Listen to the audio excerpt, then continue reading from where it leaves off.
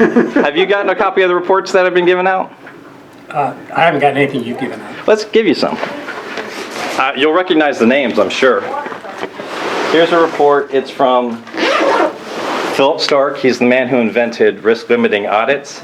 He sent that to the subcommittee on voting technology of the Georgia Affairs Committee before they voted back in February, before they voted on HB 316. And the title of his letter is "Ballot Marking Devices Are Not Secure Election Technology," because you can't do a meaningful audit and you cannot verify what the machines say. This one is from Winky Lee, the only cybersecurity expert on the SAFE Commission. The name of it is "Why Computer Scientists Prefer Paper Ballots." He voted against the SAFE Commission report because it was asking for infinitely hackable ballot marking devices. And he had a very interesting point here, as I'll quote. It says, "If the state legislature chooses another option, it owes the public a thorough explanation of why, a point I twice expressed to the commission." So why'd you choose something that goes against the cybersecurity experts and the election security experts, especially given the time we are facing in American history where we know we have a hostile foreign power interfering with our elections? I'm not going to comment on the selection process. Okay. And what do you think about the fact that these people are saying you can hack these? These are vulnerable. I'm not going to talk about that either. What are you going to talk about, Chris? What's your title? I'm the state election director. You're the state elections director. Don't you think security is kind of important? It is important. But you won't talk about it. I'm not going to talk about these things. I'm not going to talk about the selection process. I'm not here to talk about that. What are you here to talk about? I'm here to talk about the vulnerable BMDs. With Carol Hurd and Secretary Raffensperger. Right. So SOS Bob, who won't answer a question when I'm the only person in the room asking it, and you who won't answer a question when I'm asking you from a couple feet away. Why are we going with these machines? Who are you listening to? Your arguments sound just curiously like the vendor brochures. No, I haven't made any arguments. Shouldn't you? I have not, you just said my arguments sound like the vendor. I haven't made any arguments. Shouldn't you though, given your position? No. Shouldn't you have a dog in this race? You have no dog in this race. Whatever they say, you're just going to nod like a bobblehead. That's it? It's your job. It's important. It's democracy. My job is to follow the law. Yes, and the law says we should have a democracy where your vote is counted.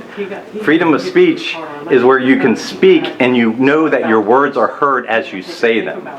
Okay?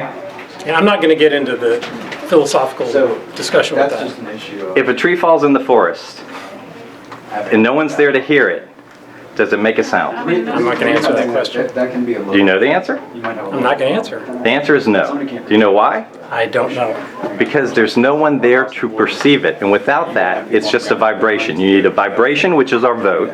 You need a medium, which is the voting machine. And then you need to be able to perceive it. And right now, we cannot verify our votes. We can't hear our own voice. It's like we're screaming in space. Okay, I understand. You're happy with this? I'm happy with the system. Why? I'm not going to go into all those It's details. far more expensive. It's far less secure. Why are you happy with it? I'm satisfied with the system. You're satisfied with this? That's amazing. It doesn't have anything to do with Brad or Governor Kemp. Think about it. What do you think about the undervote that happened in the 2018 lieutenant governor I'm election? not talking about any of that stuff. What do you talk about? You just turn red and walk away? I mean, what are you going to talk about? Your ears are red enough to be like on the flag. I was outside. It is 10 degrees hotter here than it is in Atlanta. I'll give you that.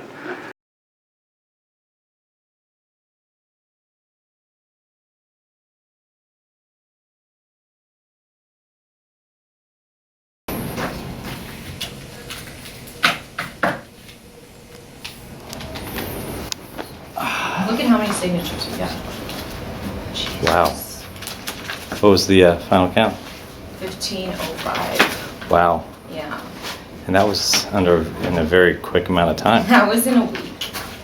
We got 1,000 the first week. Excuse me, the first day. That's impressive. Harper's How to Rig an Election. And 1,500 comments. I firmly believe it is highly likely that Georgia's vote collection system has been compromised, but there is no way to know for sure. Verification of machine results against paper ballots is the only way we can know that our election results are accurate and valid. Voting booth needs to be a truthful expression of our civic engagement and need to have the utmost confidence that our votes are correctly tallied when we are taking this profoundly democratic step. So big step. Can you sit down? Hi, Chris Harvey. Hello, nice to meet you. Nice to meet you. So I have two beautiful folders for you. Okay. One with the signatures, which is 1,500 of my Okay. neighbors, and another with the comments. Okay. And we talked a lot about the demands of the letter, so I don't need to go over it again.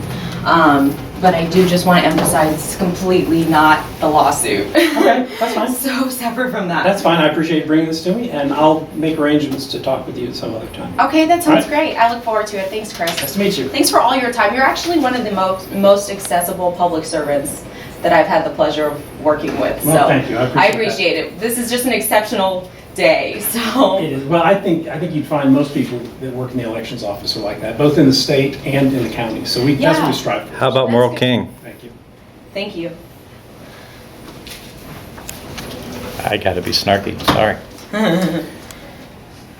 You pay him $800,000 a year to say, don't pay any attention to the guy behind the curtain.